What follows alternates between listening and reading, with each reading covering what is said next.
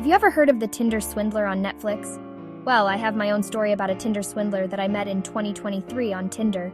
This gorgeous, amazing, caring, always available, handsome, smart, well-off man named Brandon Quotes matched with me on August 28, 2023. He said he lived in West Bloomfield, Michigan, which was really just a hop, skip, and a jump away from me. So I was super excited to realize that he lived so close by, so we chatted texting and over the phone for a couple of weeks. And then all of a sudden he had to travel to Greece for work, and he said he'd be back in a couple of weeks. Well, a couple of weeks went by, and we continued to chat. The transition from a cell phone number and into WhatsApp consistently.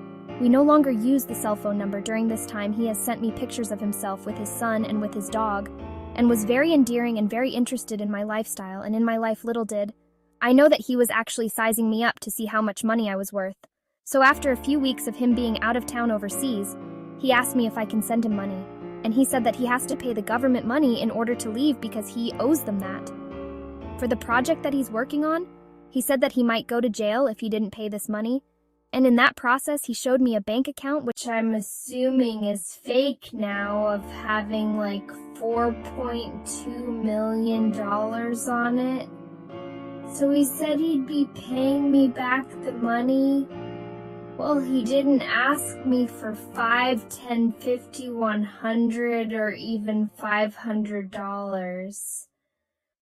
He asked me for $15,000, and sadly enough, I fell for it.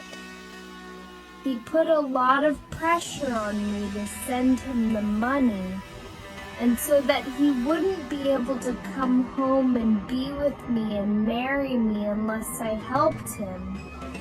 But he was guaranteeing that he'd pay the money back when he got to the States. You might ask yourself, why would a person that shows you that he has all this money ask someone for money?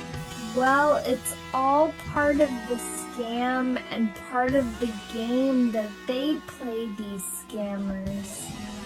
He said that he wasn't able to access his account because it was fraud on it, and he wouldn't be able to verify himself at the bank because he was overseas, and I was the only one that could help him. So he definitely played on my emotions and my vulnerability and my wants and need to help him so we could be together well on my Instagram one day. A picture of him with another woman popped up, and he was out to dinner on vacation and having this lavish lifestyle. And when I confronted them and asked them about those pictures, he told me that was his twin brother. Well, I thought for a minute, could this possibly be true? And I wanted to believe it, but deep down, I knew it wasn't true.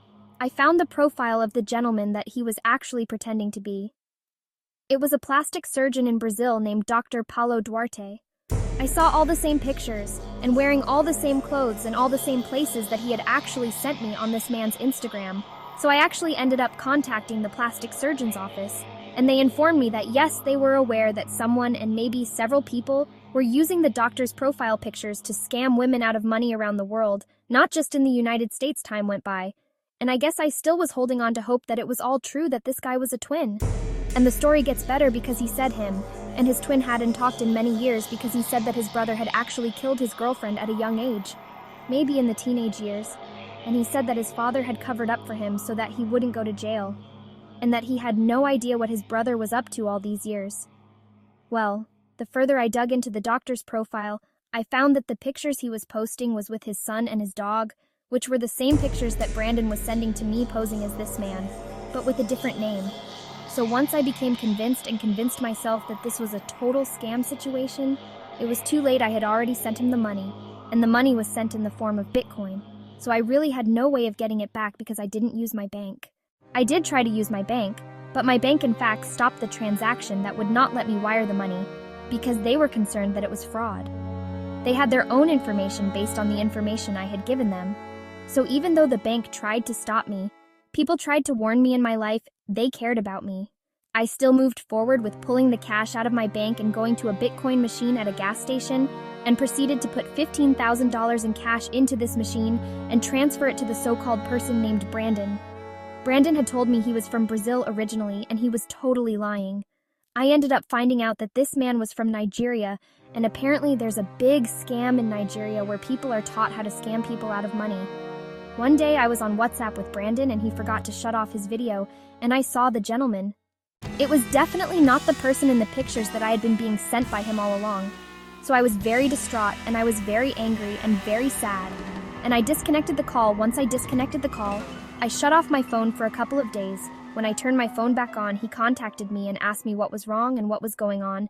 And when I confronted him about what I saw in the video, that it was a different person in the pictures, he tried to convince me that it was his roommate in the picture. Well, I didn't fall for that either. So not only did he lie to me at the beginning and the middle, and in the end he continued to lie to me.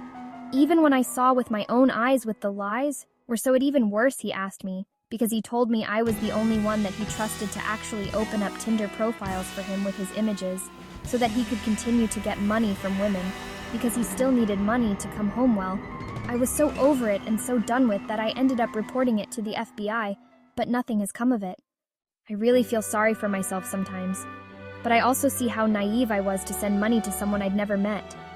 How can someone say they want to marry me before they've even met me in person? My desire to find true love was used against me. Always beware dating apps and anyone you meet online who asks for money or promises marriage before meeting. When it's too good to be true, often it is. I wish everyone the best in love. I haven't given up, but I'm more aware now of the signs. Take care and watch out for swindlers on Tinder and other dating apps.